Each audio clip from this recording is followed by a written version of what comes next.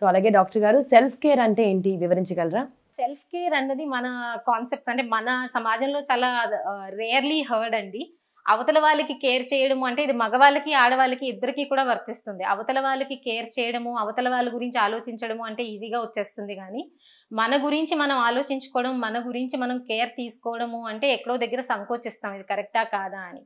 So self care అంటే బేసిక్గా మానసికంగా, శారీరకంగా, స్పిరిచువల్గా మనకి కావలసిన అవసరాలని, నీడ్స్ని ఫస్ట్ ఫుల్ఫిల్ చేసుకోవడం, మన బాడీ మైండ్ని కేర్ చేసుకోవడం, వాటికి కావాల్సిన రైట్ కైండ్ ఆఫ్ ఫుడ్, మైండ్కి ఫుడ్ ఉంది, బాడీకి కూడా రైట్ కైండ్ ఆఫ్ ఫుడ్ ఉంటుంది. So right kind of food, exercise, దానికి కావాల్సిన న్యూట్రియంట్స్ ఇవ్వడాన్ని సెల్ఫ్ కేర్ అంటాం అనమాట.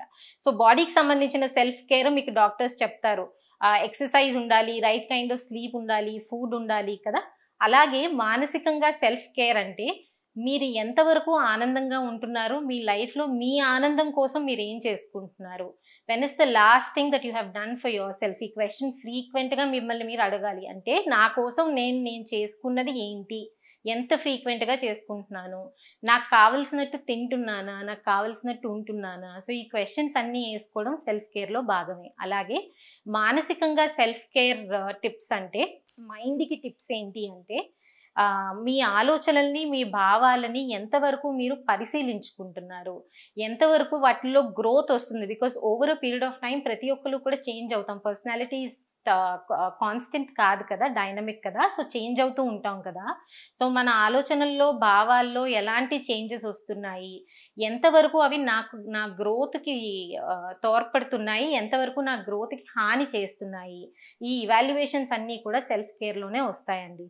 సెల్ఫ్ కేర్లో ముఖ్యంగా ఇంపార్టెంట్ ఆస్పెక్ట్ ఏంటి అంటే, అవతల వాళ్ళు మనకి సలహాలు ఇచ్చే వాళ్ళు చాలామంది ఉంటారు.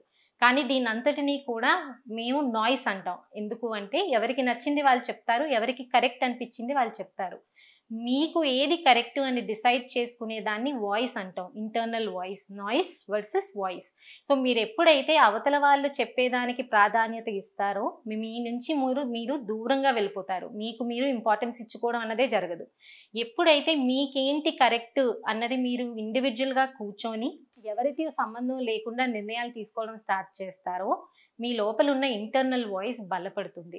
సో ఆల్వేస్ రిమెంబర్, మీరు నాయిస్ అంటే చుట్టుపక్కల ఉన్న వాళ్ళు మీ గురించి ఏం చెప్తున్నారు అన్న దానికి ప్రాధాన్యత ఇస్తే మీరు ఎప్పుడూ కూడా మీ పట్ల మీరు కేర్ అనేది చూపించలేరు. ఎప్పుడైతే మీరేమనుకుంటున్నారు, మీకు ఏది కరెక్ట్ అని మీకు అనిపిస్తుందో, ఇంటర్నల్గా ఉన్న వాయిస్కి ఎప్పుడైతే మీరు స్ట్రాంగ్ లిస్నింగ్ ఇయర్ ఇస్తారో, ఆటోమేటిక్గా మీకు ఏం కావాలి అన్నది మీరు చూస్ చేసుకోగలుగుతారు, హ్యాపీగా ఉంటారు.